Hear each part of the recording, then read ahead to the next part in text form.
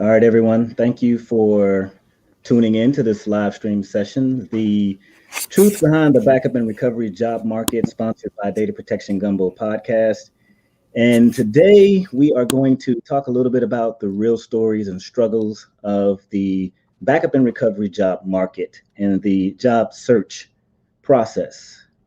And today I have quite a few panelists on the actual live stream today. I have a couple of special guests from Veeam and Datto, and let's go around and let's do some brief introductions, starting with David Feligno. Go ahead, David. Introduce yourself. Thanks, Demetrius. My name is David Feligno. I'm a senior technical recruiter with Datto, handling our engineering business units, product management business units for North America, Canada, and actually globally. All right, awesome. Thank you so much for that. And let's go with Reggie Allen next. Hang on one second, Reggie. You are muted. Hello, I am Reggie Allen, and I am a senior advisor, competitive intelligence. I am currently seeking employment and actively interviewing. All right, thank you for that, Reggie. Seth, what about you? Thanks for having me, Demetrius. I'm Seth Matheson. I'm a Director of Talent Acquisition for the Americas region at Veeam Software, hiring everything across the board. Excited to get into the conversation today. All right, thank you, Seth. And I apologize up front for trying to be able to work this broadcast, but the faces may not line up with the name, so everything is all well. So please forgive me. All right, and Robert, what about you? Hey there, Robert Amatruda. I just landed a job at a large system and storage infrastructure company. A little bit outside of what I've done in the past. I've been on the competitive side. I've done market intel and strategy as well. So great to be here. Thank you for having me. Awesome. Thank you, Robert. So the reason I pull this live webinar together is to address some of the struggles and issues and challenges that I've been hearing just as the host of the Data Protection Gumbo podcast. And I've been fortunate enough to have access to C-suite executives and also numerous individuals and just members of my backup and recovery professionals LinkedIn group. So the first question, let's go ahead and jump right in, and I'll start with maybe you, Reggie. What struggles or challenges exist that you see of when searching for a job in today's backup job market? Struggles. Well, I think the first struggle is that first let me say, I believe that the job market is very healthy. I believe there are many jobs out there, but the challenge is that there may be many applicants applying for the same job. It was not uncommon for me to pull up a job and within a few days you have 30, 40 applicants for that job. Also, another struggle is, you have an interest in a position and you're applying for that position and you just see that posting continue to stay up for weeks and weeks and weeks and weeks with no movement. And you're wondering, is this an active position? Are they finding who they need? And you have no way of really knowing. So, that's another struggle. And the other one is just in general being patient. There's opportunities out there, but everybody wants to get employed quickly. And so waiting, being patient for people to get back to you is an exercise, so, you have to sort of adapt to that situation and be willing to do that. Okay, awesome. And Robert, what about you? I know you were out. You've been searching for quite some time, at least 6 months, right? Yeah. So I've been on a 6-month hiatus, and I'll echo Reggie's sentiments in terms of applying for open job positions. It's a little bit of a mystery in terms of how the companies actually are reviewing the applicants. And many times there's quite a bit of lag time if they get back to you or not get back to you. If you judge from the LinkedIn job posting, it'll give you numbers of applicants, numbers of views. So I would agree with Reggie. There's jobs out there. There's hiring going on, but it is a little bit of a mystery, and I'm really hoping the other panelists can shed a little bit of light on that. When you see a job posted and you apply for it, you seem like you're tailor-made for that job, and then it goes away, and then the posting seems to reappear, magically, even under a different geographic location. So maybe David and Seth, could really give us some insight, to how this really works. Yeah, and before David or Seth jumps in, I just wanted to let you know that I brought Seth and David on because obviously there are jobs in the backup and recovery and storage market, et cetera. And it's proof as to why I have them on. So Datto and Veeam representing as well. So Seth, why don't you give us, I guess, your criteria? What do you look for when you actually looking for candidates in specific job positions that you're hiring for? Yeah. So I'm going to put a pin in that for a second and come right back to it. And I wanted to answer something that Robert was asking, because I think it's a really interesting point. There tends to be there's a black hole that happens. Everyone talks about the black hole effect in recruiting. You apply to a job, you don't hear anything for days. You may hear something a month later. You may hear nothing a month later. I want to give a little bit of the secret sauce away to what's going on here. So I'll let you guys in on our little secrets. Sometimes there's a lot of different things that can be happening. Sometimes we know exactly what we're looking for. We post the job, people apply. We talk to the ones that are a fit for the role. Like you said, Robert, if you're tailor-made for the role, we'll pick up the phone and call you immediately. That's the perfect scenario. That's what I assume most job seekers are hoping for. That's what we as hiring leaders are hoping for. That happens 5% of the time. The rest of the time, there's all these different things that are going on behind the scenes that you will never know about. And it's horrible. And this is what we strive for as talent acquisition, is how do we help you understand that? How do we make the experience as positive for you as possible, knowing that we've got a lot of inefficiencies on the back end? So I'll give you a couple examples in no particular order, but we don't know what we're looking for. We post the position, and then we realize after 10 days that, man, were we wrong with what we said we were looking for. We post the position, and then we realize, oh, shoot, we posted it in Chicago. We actually wanted to hire somebody in New York. They need to be East Coast. We post the position, budget gets pulled. We post the position, and we actually need two, but we need them to be more junior. All these things happen behind the scenes, and you will never know about it as a job seeker. And I'm going to apologize because to everybody to say we did not mean to do this, but it's a fact of the matter. So that's my answer to Robert's question. Okay. And yeah. I could go on for days, but to answer your question, Demetrius, so what are we looking for? We're looking for a fit to our culture. A fit to our culture is almost paramount to the job skill set, because everybody that we're talking to has the job skill set, but we need that culture fit as well. That culture fit is the variable.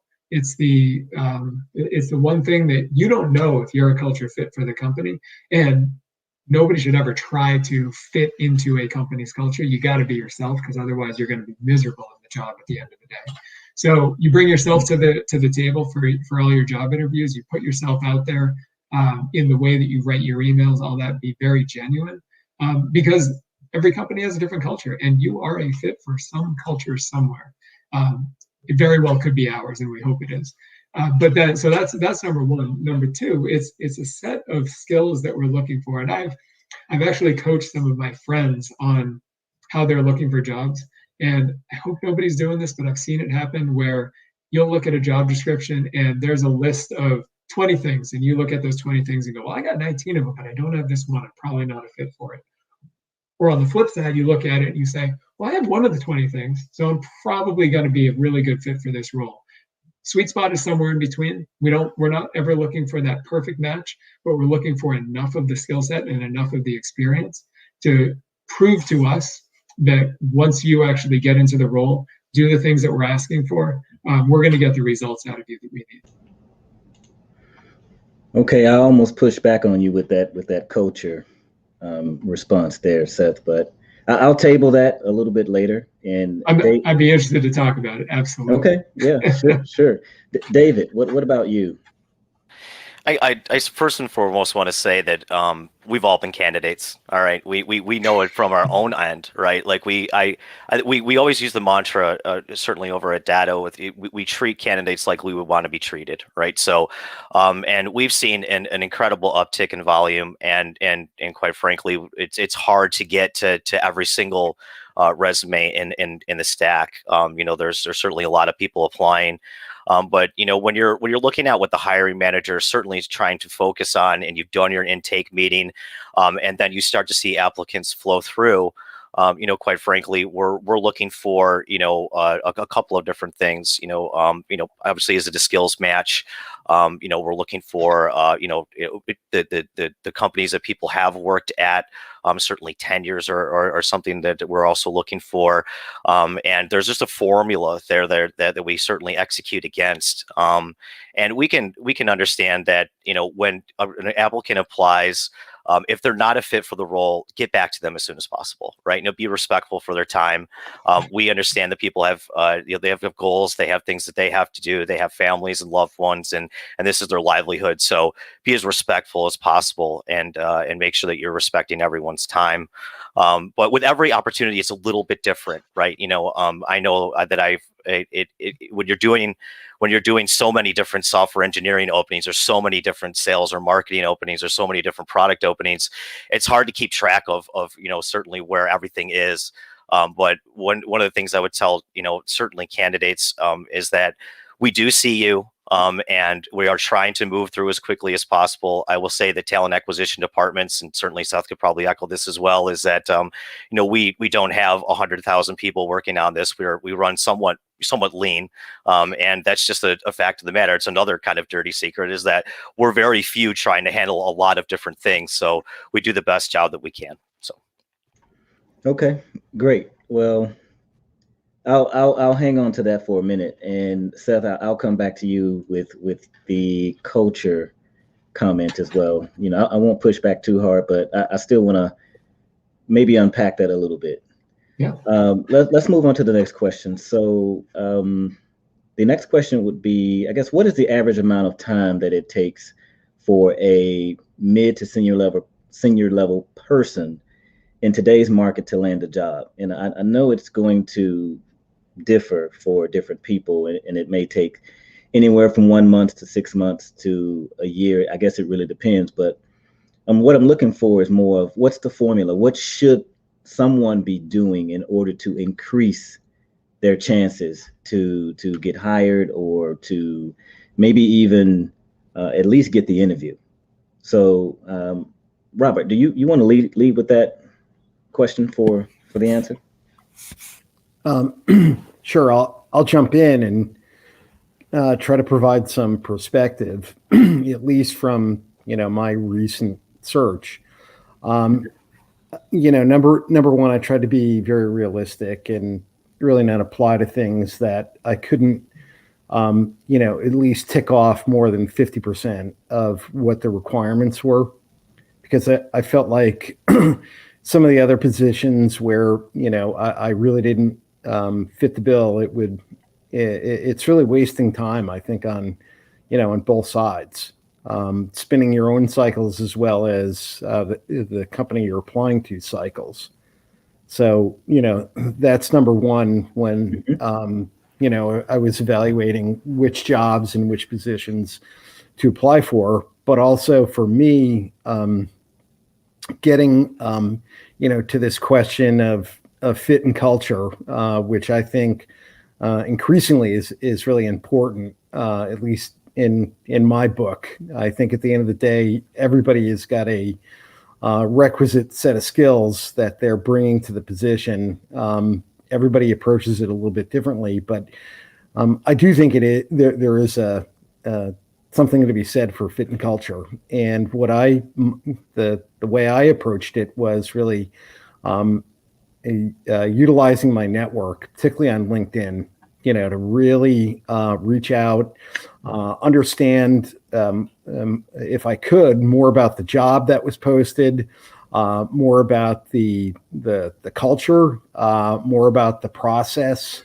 Really, I have to tell you, I actually, it was a very active experience on my end where I volitionally reached out for informational interviews where I could. And also, as part of that process, I think you kind of refine your own value statement, your own value metrics that you can potentially bring to that company or that role. But also, more importantly, someone in your network, if you enlist them, they will really be a great resource. So, I've had instances where the positions were either filled by internal candidates. It was just that the job posting had to be posted for a certain amount of time. I get it. I understand it. But what was very nice is that it was like a force multiplier, that their ears were open in terms of what you were looking for, what you were thinking about. And I've had quite a few people steer me, to other places, other people. So I found it to be, particularly this cycle, just the networking has been, a phenomenal tool. Not always linear, not always satisfying at the end of the day, but it really proves, I think, in my book in particular, it really proves to be successful. And I'll stop there. So Robert, what you mentioned was basically developing and maintaining a strong network, right? And using LinkedIn as a resource to connect with people, to follow up with people, and just to kind of stay current. Yeah. So mainly LinkedIn, and I think all of us have got a certain amount of years experience in the industry, and I think not only is it about the network, but it's always about regularly checking in, nurturing that network. So you're not knocking on someone's door just when you're looking for a new role or a new position, but really being genuine. And for me, also checking in on LinkedIn with many folks out there is really to keep current in the industry, because there's a lot of information that passes between people that aren't necessarily public. So changes in the business at that company you may be targeting that is not really apparent all the time or public, understanding the movement of executives inside those companies and what that really means.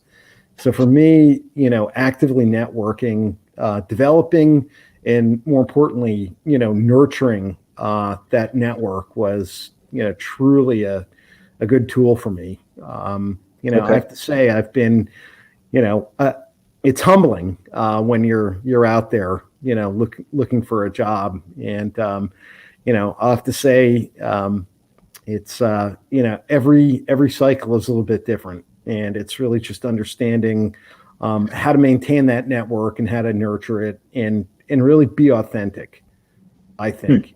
And also be gracious when people open doors for you and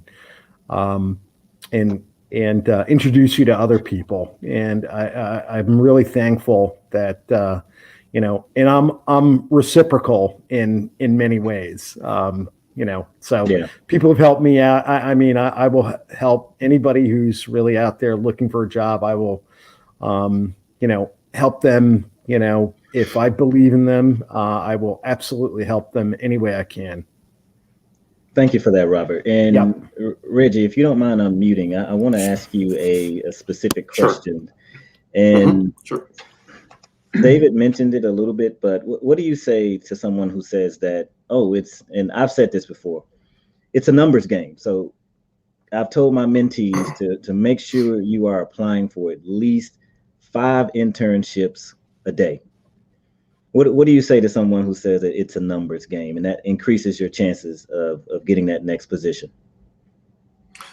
Okay, what I would say is everything's a numbers game, but you have to be smart about the numbers. I think in a big way it's networking. What Bob said was 100% true, and I times two to everything that he said. I'm the beneficiary of having people in my network who have looked out for me, tipped me off, told me about things, introduced me to other people who could take my resume directly to hiring managers, etc., get the process accelerated. So that's helped me a great bit. But I think also you can't get hung up on just sending 1 or 2 resumes to your dream job and then waiting to hear back. You've also got to explore what else is out there. And you should be sending, if not 2 resumes a day, I mean, that's a minimum, I think. You should be sending multiple resumes a week. But I also think you should also be researching those companies as well.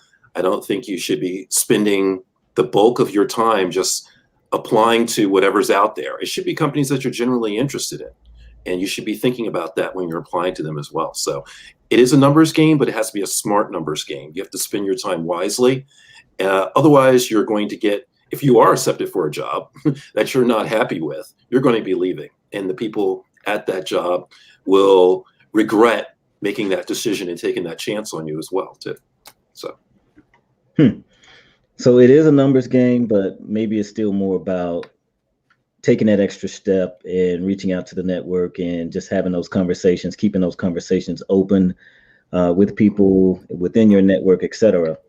Now I want to ask a specific question to David and Seth, and the question is more around, and I'm going to swing back to the culture thing, Seth, for you for one moment. Now, to me, it's hard to really evaluate culture just from a conversation or from a virtual perspective. And I think the jobs report just came out today. And once again, I think I saw the numbers for African-American men. That number, it's not trending in the right direction. Culture. So how do you screen for that? Do you have a set of questions, or is it the person's demeanor, or I don't know. You tell me. So culture, there's so many different definitions of culture. So I'm glad that we're talking about this. The way that we define culture is with attributes. So we're looking for humble.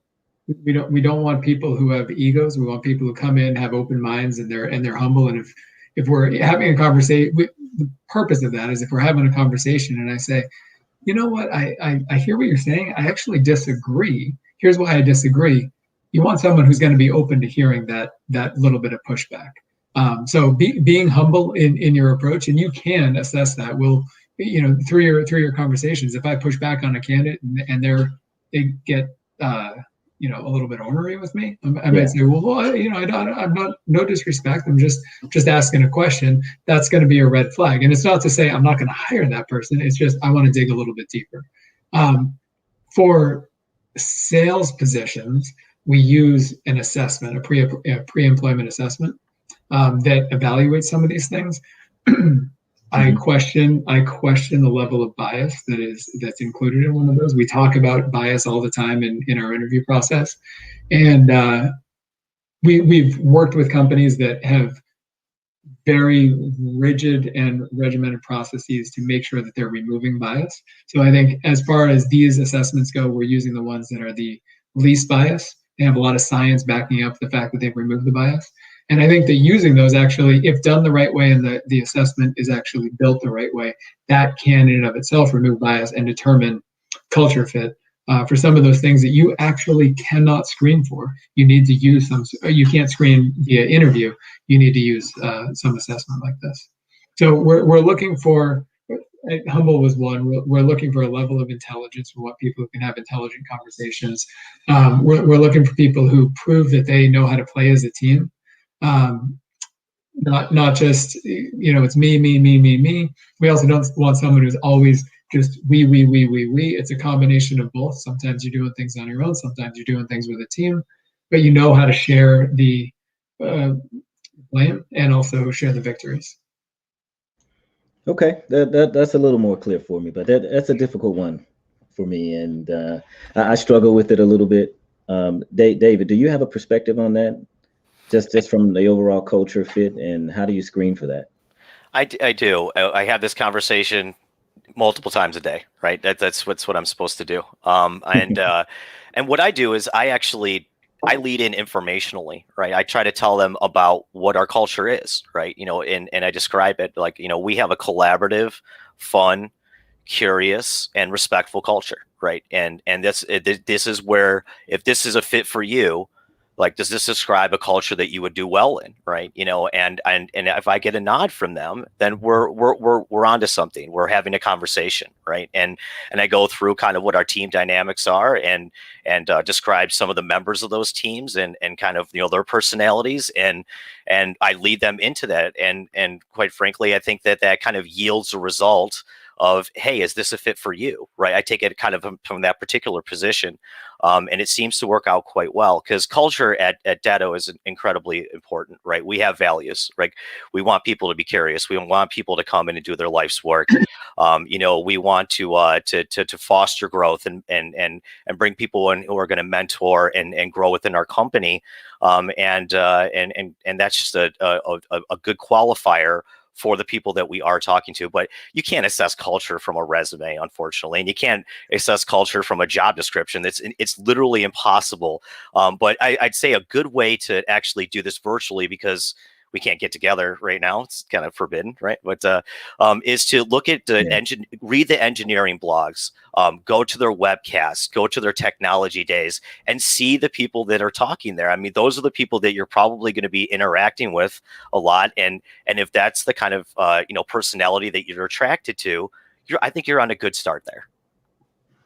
Okay, great. Let's shift a little bit to more specific to the backup and recovery and storage job market, and even security. Security is really hot right now.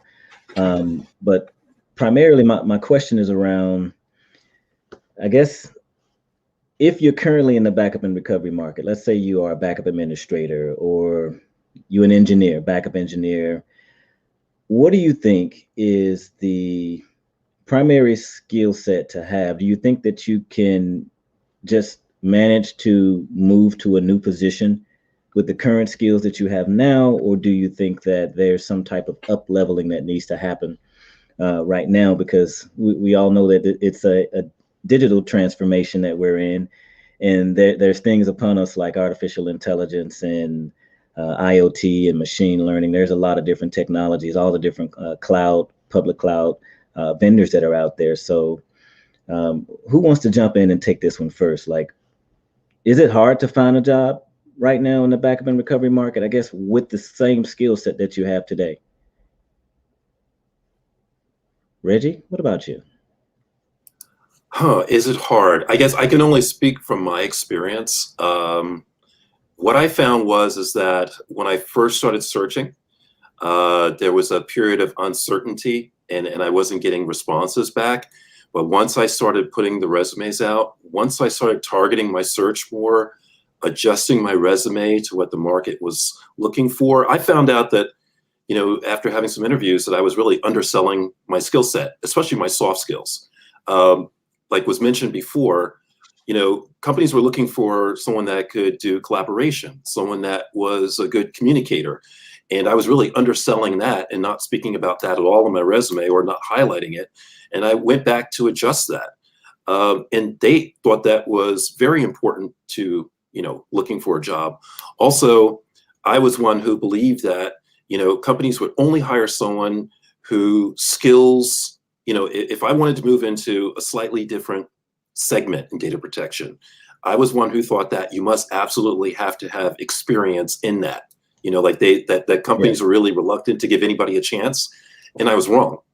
I thought I was absolutely right, but I was wrong. It depends on the company. So the answer is it depends. Some companies are willing to let you make the move over to a different part of the data protection market or backup and recovery market, even if you don't have experience there, if they see that you have transferable skills, if you've done something that can give them a benefit. And then also they want to see the eagerness that you're willing to learn that particular segment, that you're willing to put in the time to do that. So they will actually choose you over a candidate that has experience, but that doesn't really seem like they're just looking for another paycheck, right? Someone who, maybe they're not a good communicator, is awkward. Example, and I've had recruiters tell me as much. So I'll say that for later if we cover that. But so a lot of the conceptions I had were wrong, and I found that out once I was in the job market. And recruiters, I found, were actually my allies and not my enemies. I never thought they were my enemies, but I thought they were just there to just shovel people through and choose whoever they wanted. But recruiters have given me really great feedback on positions, and I found out really interesting things. I'm the type of person in competitive intelligence, I will ask questions of recruiters. And you'd be surprised how many recruiters were happy that I asked questions. They were actually shocked when, most of the questions they were getting were just around bonus and compensation, and really very little about, things like, who would I be working for? What's the reporting structure? Where do you see the company going? What would be the top things if you hired me that you would expect me to do in the first 2 weeks to a month? They were getting candidates that didn't even bother researching what the company does. I spoke to a hiring manager just yesterday, and he told me that his last candidate did not even know what the company did. And, they are a major company. They're not an unknown. And I was kind of shocked by that, because I do as much resume sending as I do an equal amount of research. I research the companies. And once I find out who that hiring manager is, I research them. I research their background. I research where the company's going. I research the products. I try to find out what obstacles are they trying to tackle. I listen to their webcasts. So I put in as much time researching and working on that company and profiling that company as I do, sending out resumes.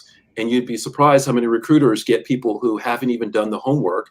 And to me, if I were a recruiter, I would almost rule you out immediately, because I see someone as being lazy and unprofessional. So I treat even my recruiter interviews like I'm talking to the hiring manager with the same level of respect. I dress up the same way, on time, etc. I don't just treat them as someone that I just got to get past to get to, the next step. So that's how I view it.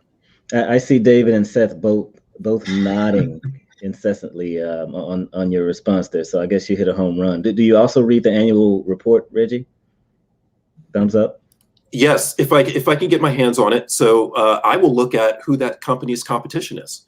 I will look at what they're saying on the LinkedIn posts, the things that they're promoting, because it gives me a good idea of where that company wants to go, what they believe in, and you can actually get some of the information about the culture of the company that way as well. When you speak to the hiring manager, you can also, or once you start getting into this thing where they're seriously considering you, they start setting you up for these triple interviews where you're speaking to 3 people at once. In one day? And, in one day. Yeah. And while those can be exhausting, they can tell you a lot about the culture of that company as well. And if it's people that you're going to be working with, they might be in other departments, but there's cross collaboration. You have to decide then and there, do I like these people? Is this a place where I'm going to be happy? But it'll tell you a lot about the culture and also how they work and what they expect. And so I think it's important for candidates to ask questions of the recruiter. Some recruiters are very knowledgeable about the position. I mean, I straight up asked a recruiter, I know you've interviewed people before me, and I understand that most of these haven't worked out. You've indicated that to me as much, but why has it not worked out? And they flat out told me that these people were lacking these certain things that we were looking for. And it was a real eye opener that no one had asked that question before. But some recruiters are very knowledgeable, and some of those recruiters are people that actually have done these jobs, right? Yeah. And they can tell you, we're looking for this, they're looking for that, they're looking for this technical ability, they're expecting this. And just to assume that the recruiter is just someone that's going to pass you along and knows nothing about it would be a mistake, I think. Okay. And also something that popped in my mind was about, I think is it Glassdoor, where you can actually go on and you can read the reviews. Some of those reviews are like crazy. Yes. I did that today, as a matter of fact, with a company. I looked at and it actually made me get a feeling of like, actually felt more solid about, the interview process, because I actually saw what people were saying. And I looked between the lines and looked that they liked where the company was going. They felt the company was going in the right direction. Their negative comment was only, stick with the direction you're going. Don't lose track. Keep focus. So when I see things like that, it tells me that the people internally believe in the company, and that makes me feel better about the job opportunity as well. So yeah, but you have to look at the dates on the reviews, and also filter out the extremes. So oh yeah, you have to also. That's been my experience. It is. They are direct responses, but look for more recent. And again, anything that's extreme jumps out at me. Gotcha. And I also want to roll back to you, Seth, and David as well. I'm not sure if I prepped you to, tell the individuals that are listening, what type of positions that you have open, what are you looking for? Because the live stream, the purpose behind it was to, give individuals hope that, hey, companies are hiring. These are the things that you need to do. Beef up your LinkedIn profile, reach out to your connections, network with them, and just be overall, run your reconnaissance, as Reggie said, do your research and make sure you can actually be smart about what that particular company does and what the culture is like based upon what you read. Seth, I'll start with you. And you may not have a particular position or what you're looking for right now, but just over or across the board, what are you looking for right now? Are you looking for like mostly sales positions, or do you have a lot of positions available in marketing? Where are you growing, and what's the primary area that you're looking for candidates right now? So, great question. We are always hiring salespeople. So sales never stops. Will always be going on. If you're a salesperson, you want to work at Veeam, and you've got the prerequisites that we're looking for that particular role, and we run the gamut on experience levels. Sales. Outside of sales, right now, we are looking for quite a few marketing individuals. We're actually, given COVID, we've kind of shifted our marketing strategy to be a lot more digital, a lot more virtual. We've been doing that over the past year, but we're making an even bigger investment in it going into 2021. And we actually just recently acquired a company called Kasten. Kasten does backup, Kubernetes backup, which is hottest technology that's out there right now. Shout out to Mirage. Right. Yeah, exactly. Niraj and Vaibhav there. So we're looking for some phenomenal Kubernetes engineers. We're actually looking for a developer relations individual and product strategy for really? in the Kubernetes space. So that's like our hot one. Love to find one of those. I'm hoping somebody listening, because you've got a following, Demetrius. I hope somebody's listening saying, I want that role. But yeah, we've got quite a few engineering roles in cloud native and distributed systems in the Kubernetes space. Okay, great, David. What about you on the Datto side? We have openings across the board, right? And they just keep coming. I think that 2021 for Datto is probably one of the most ambitious and, quite frankly, electric hiring year that we've had in a long time, and it's not going to slow down. We have software engineering openings from senior, senior ones to all the way down to software engineers. Please polyglots just come this way, right? We want to talk to everybody, and we love that as well. We love talking to people of all experience levels. One I can certainly highlight, we are looking for a senior manager of infrastructure security engineering. That's an important role for us. You can find that on our site. Another one we have coming up that's going to be a great role for us is a principal software engineer for product security. Someone to come in and certainly, take that challenge on, be that mentor, be that lead for our product security efforts. But other than that, I mean, just that's what our talent acquisition team is here for. If you have questions about what we have open, please approach us. Right? We're just going to keep going and keep growing, and it can't just really single out one area because, quite frankly, we have every area that we need to cover. But if you're curious, let us know. Absolutely. Awesome. Thank you for that. And I was going to see if I could take a peek in the chat window to see if anyone had any questions that's watching right now. But I think sorry to interrupt. While you're doing that, there was a comment that was made and you asked a question on it about how should people get involved in here. And I think I heard both Reggie and Robert talk about networking as an important piece of all of this. And I wanted to say yes, 100%, and how you network. We hire about 40% of our hires come from referrals. And they may be somebody that somebody at our company knows really, really well. Other times it's somebody reached out to me on LinkedIn, they look really good, and I brought them into the mix. I love that. I love hiring referrals. I think that networking is hugely important. It is the basis for all of this. That being said, I don't want people to feel like you need to know somebody in order to get a job, and you need to be within the industry to get a job at a backup company. It is a small industry. Getting somebody from the industry means that we're fishing in a really, really, really small pond. And this is something that I try to scream from the rafters when I'm talking to my hiring managers, my leaders.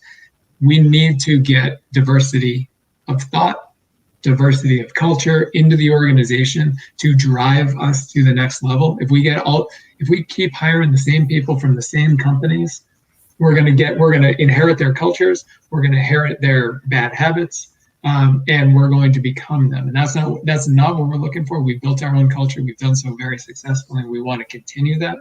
So I'm looking for people who really want to dive in and learn something new and grow their career with us and show that they're willing to and able to bridge that gap. All day long, we'll talk to those individuals and we'll find a home for you. And Reggie, you talked about recruiters are actually working with you. We're advocates for you. It's exactly right. That's what my team is always doing. We want to understand, you may not be a fit for this role. Talk to me about what it is that you're looking for. And I've got 10 other roles. As David knows, we got everything open. We'll find something else for you. We'll direct you into the right spot. We are your friend, and we're your advisor through this process. Yeah, we do that all the time. We have people come in, if they're not a fit in one area, we will share them with every area. It really is the way it goes. Interesting. I've got a question for David and Seth, Sure. Particularly around Amazon's recruiting process and interview process. I'd love to having gone through it, I'd really like to get some perspective on it. How are they supposed to know about that, Robert? I'm just kidding. Well, I think I'm speaking to two professional HR professionals that have probably have quite a bit of insight. So there are a few things that I know about the Amazon process. I think Google did some of these things in the old days, like how many ping pong balls can you fit in a blender, or whatever those weird questions are. The other thing that Amazon does is it's interesting. We don't use the technique, but having a completely unbiased, meaning completely unrelated to the interview process, be able to interview the candidate. So if you're going for an engineering role, you're working in a space that will never ever touch facilities. You have somebody from the facilities team who understands how to interview, come in and interview the candidate and actually have veto power over the decision process. They also look for a quorum, meaning every single person that interviews needs to say yes. If anybody says maybe or no, it's a do not move forward. You're dealing with a company who has reached beyond what David and I have. Unfortunately, I wish it were otherwise. And they've got an applicant pool of very talented people, and not that we don't, but they've got a much bigger pool that they're playing in. So they're able to do some of these things. It is a tough process. I've never been through it. This is all me. I've been doing my research and learning about it. It is a very tough process. Yeah, it is. I mean, it's something like I've never experienced before, around a star methodology that they they have and a corporate mantra. And at the end of it all, I mean, there were 5 recruiters, the last one being a coach almost. And, there were, I think it was 10 hours of straight interviews. And then at the end, they actually give you a survey. And my questions to them were, how successful have the candidates be that you've hired that have made it through this process? I didn't feel like there was anything imparted on a candidate, in terms of what success looks like. If the candidate makes it through this process, is that really the basis for success? Because it seems like, to me, there's a lot of churn going on over there. There was even a lawsuit too, right? I think they paid out so many millions of dollars to people of Asian culture. They paid them out. I think it was several million that was paid out. I think I remember reading that not too long ago. Maybe that was Google. I think that was Google though. Yeah. Don't quote me. No. It's just fascinating to me, the idiosyncratic process that companies use, and to Seth's point around diversity and bring in people of diverse backgrounds in terms of work backgrounds and ethnic backgrounds and racial backgrounds. It didn't. All of that, I think, was really left me kind of cold. Is my take on it. So there's an interesting book, if you have time to read it. It's a pretty quick read. It's by a gentleman named Laszlo Bock. He was the chief people officer for Google for a number of years. I want to say he left in 2012 or 2015, something like that. He wrote this book called Work Rules, and he talked working for a company in his capacity for Google. It afforded him the ability to do all sorts of scientific research with his recruitment and HR process. And he talks about all the A/B testing he did with different recruitment interview strategies, who's involved in the interview, number of interviews, testing, not testing, doing games to determine if engineers are going to be a fit, all these different things. And it's just this wealth of knowledge.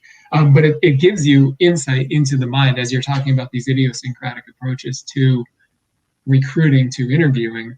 It kind of brings you, if you're interested, it brings you into the mind of why some of those decisions are made. And the fact is, what you learn in this book is nobody has any idea until you do it. And then you may realize after a year or 5 years that, wow, that was a waste of time. That did not raise our bar whatsoever. Or on the flip side, you say, wow, look at what that has done to our culture, our output, our ingenuity. Right. And the way I look at it is if that's the way Amazon wants to handle their process, that's completely fine. But interviews are a chance to evaluate and be evaluated, right? It has to be a give and take. It has to be a human process.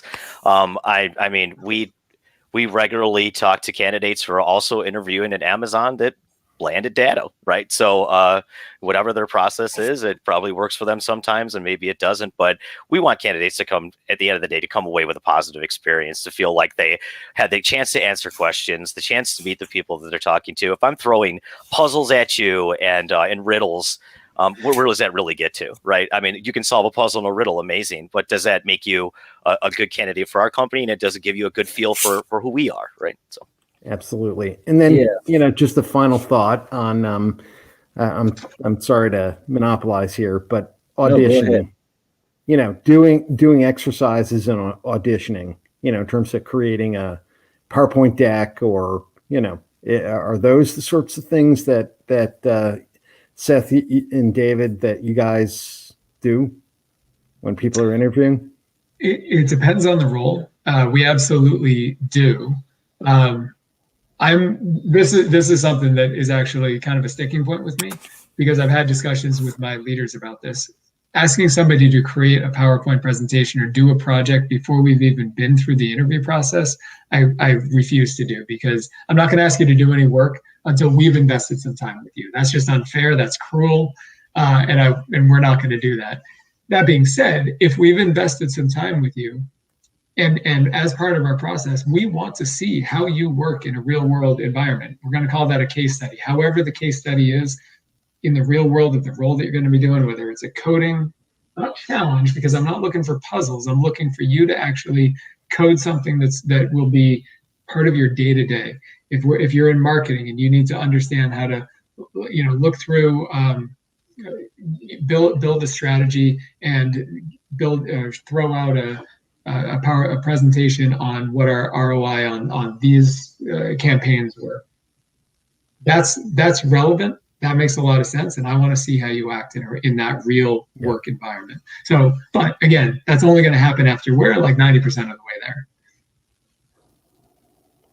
All right, and there's a question about internships. So, and I think this is more targeted to you both as well, David and Seth. HBCUs, are you familiar with that term, right? Yep. Oh yeah. Okay. Do you have programs targeted to go and recruit at HBCUs?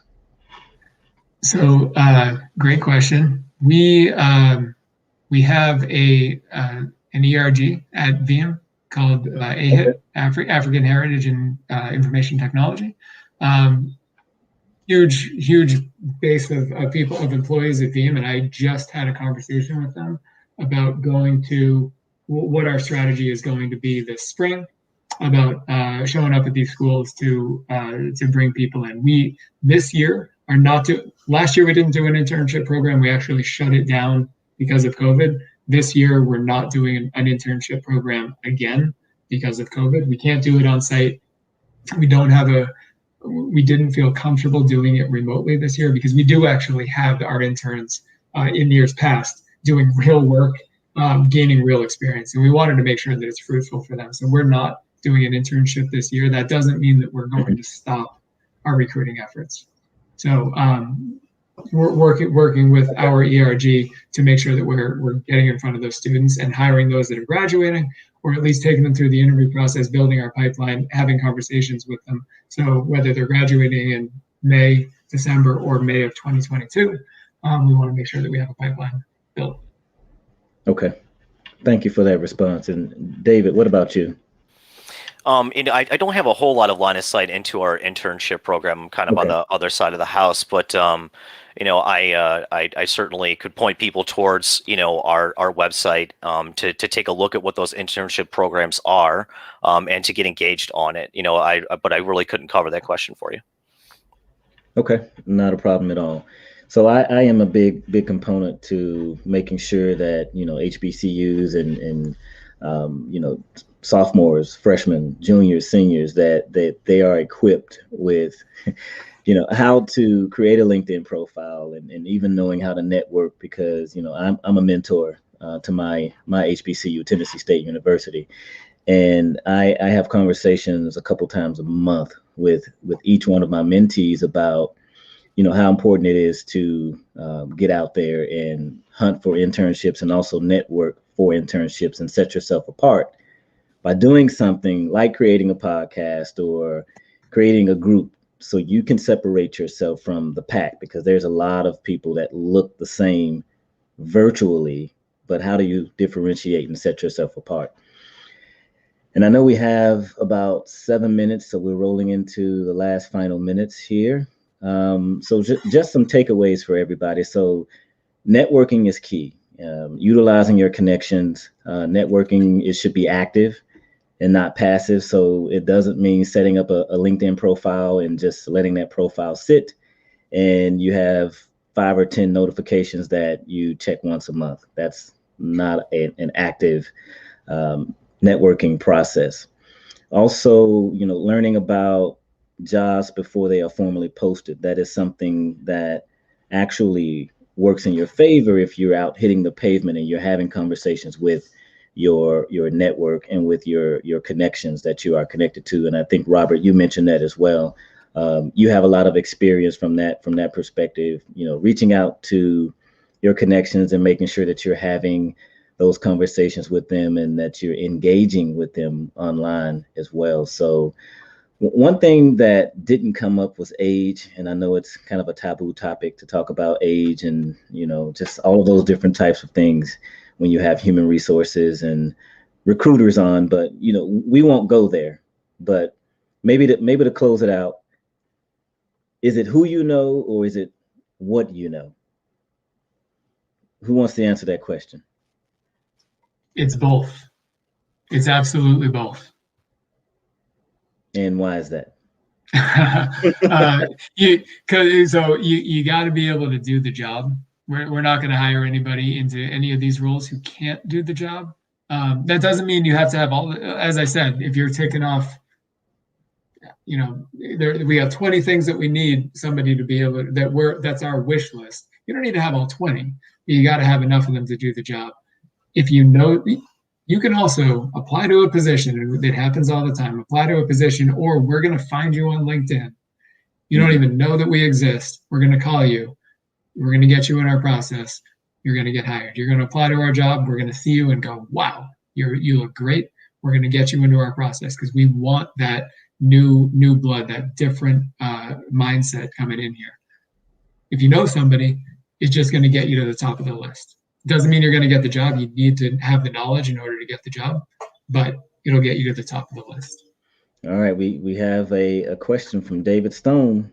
What are the best skills in the backup and recovery space to learn to provide more value to companies hiring? Don't all speak at the same time. So I'll start that, and I'll say it depends on the role that you're coming into. I feel like every one of my answer starts with "it depends," and I apologize for that. I wish I could be a little more direct, but it depends on the role, because in a sales role, you need to know who the partners are. You need to know who your competitors are. You need to know how to position the product in order to beat out the competition, in order to complement the other solutions that are being sold. Often what we're selling is a piece of something bigger. So you need to know how our product fits in with the other products in order to make it work. From a technology standpoint, look at other people that are in the company, look at their GitHubs, look at their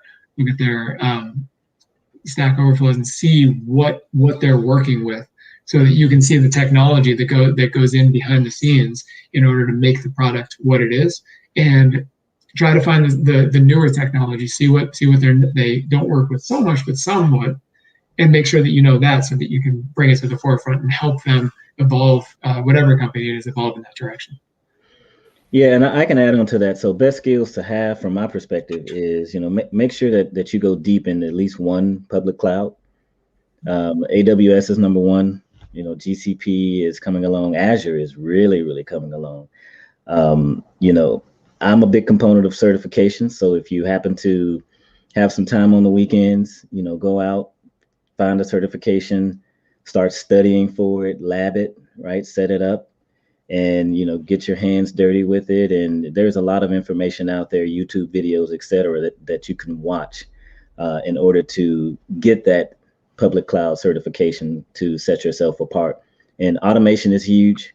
It's key as well. So if you want to go into programming and learn, Go or Python, Ruby, any of those languages, that's always a great skill set to have as well. Kubernetes, it's kind of a hot term everyone's throwing around right now, but I'm not saying don't learn it, but as a backup and storage and recovery administrator, it's good to know what it is. If you need to go deep on it and you have a passion for containers and microservices, definitely go down that path. So the sky's the limit. Go and learn more than what that particular backup software does. There's a whole nother world out there. Any closing statements or responses from anyone? I just want to say thanks for having me on, Demetrius. This is great. Absolutely. Yeah, same here. It was great. Thanks for having us.